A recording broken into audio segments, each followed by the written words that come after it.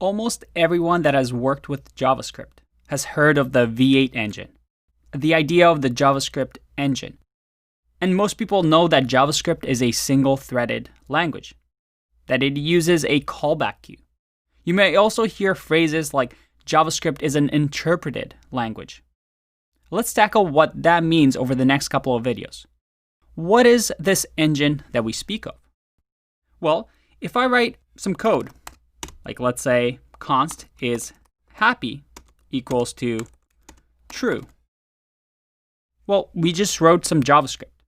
I'm assigning the true boolean to the variable is happy. Now, how do we read this? Or how does the computer read this? Imagine if somebody comes up to you and gives you a computer and they tell you, hey, tell this computer to display a picture of horses on the screen. And you start looking at this computer and you tell the computer to display an image of a horse or horses in French. Is the computer going to understand you? No, the computer would have no idea what you just said. In similar fashion, if I gave a computer with a CPU a file that is a JavaScript file, and I tell it, hey, read this file and do something for me, well, the computer only understands ones and zeros at the end of the day. And when we give it the JavaScript file, it's like me talking to a computer in French and the computer being like, what? What are you talking about? Plus, talking to a computer in French, well, people are going to look at you like you're a crazy person. So the computer doesn't really know what JavaScript is. So how are we able to communicate using a JavaScript file so that the computer displays pictures of horses? And this is the first step in our learning, and that is the JavaScript engine. By having a JavaScript engine right over here, it allows you to give this machine the JavaScript file, and this machine is going to understand this file and tell the computer what to do to display pictures of horses. In a sense, you just created a translator, so you can communicate with somebody that doesn't know your language. And this special engine, called the JavaScript engine, understands JavaScript. Our computer finally understands us because of this JavaScript engine, and it says, I'm on it, boss. I'll start displaying those horse pictures.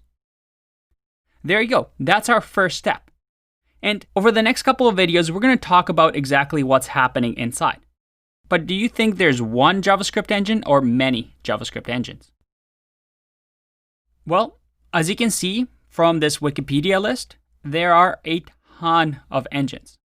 And they're called ECMAScript engines, and we'll get into why that is later.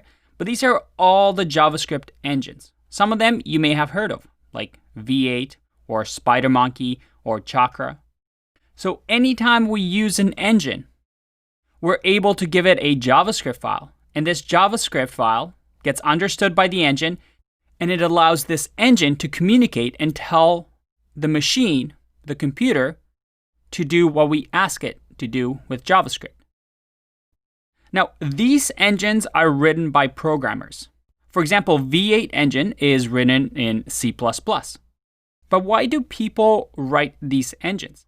2008 marked a really pivotal moment in history when it comes to JavaScript, because V8 was released by Google. Before then, most browsers used engines that were very basic, which meant that JavaScript was a little bit slow. You see, Google had this problem. They had something called Google Maps. And Google Maps, as you know, requires a lot of power. It does a lot of things. You can ask it for directions to zoom in and zoom out, maybe even use Street View. And all the previous engines before it would make Google Maps very, very slow on the browser.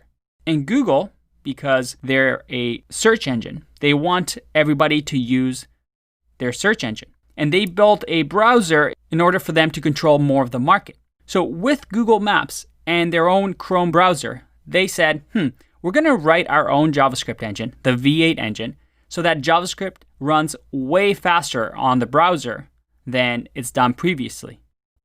And in 2008, they released V8. But the big takeaway for us here is that really, really smart people work on these engines so that our JavaScript runs as fast as possible on the browser, on the server, or any type of computer.